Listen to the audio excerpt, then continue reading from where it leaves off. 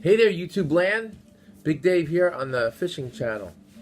So I wanted to take just a minute today to talk about using backing material like a Dacron, like a Scientific Anglers, or even something you buy in the hobby store.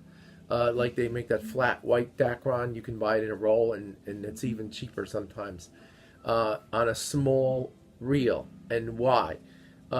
And this is something that I've experimented with on and off. I'll just see if I can turn this too so you can see.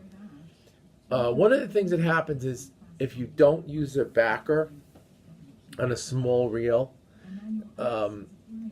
you'll get a big, like a hump, or the line will build up either in the back or the front. And now sometimes you can correct that by removing the spool and adding a small plastic spacer underneath that you may have even gotten with your reel. Some reels come with these spacers. You can change out the distance of the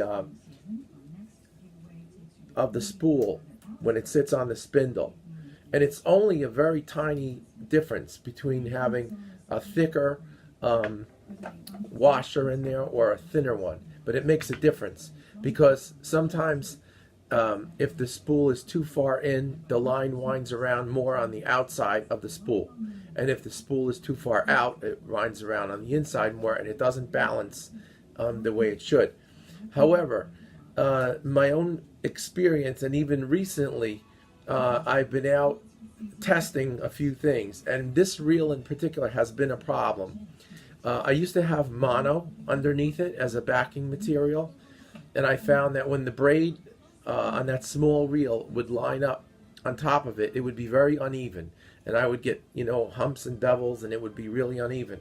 So I recently tested out and switched to using the Dacron, and I believe this is Scientific Anglers that's on here, but you can see if you look at this how much flatter the line is staying across. And I've thrown this out and wound it a few times, and it seems to not, be having all those valleys and everything like before.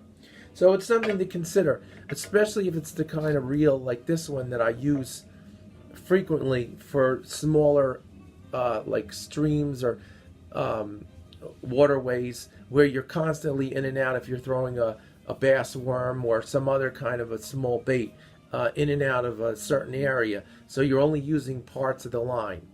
Not like where you're making really far casts and you're using a whole big part of the line too.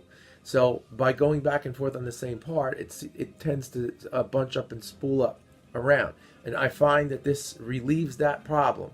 So it's something you might want to try, and so I'm making a really quick video about it. So that's all there is. All right, so thank you for subscribing and watching, and there's going to be some more things I'm doing. I went in the field the other day. It was really, really super windy and very noisy out there, so I decided not to make that video at that particular time, but hopefully this week it'll be better, and we'll give a test outside. I've been trying a few new things, and I think they're interesting. So, all right, have a good day.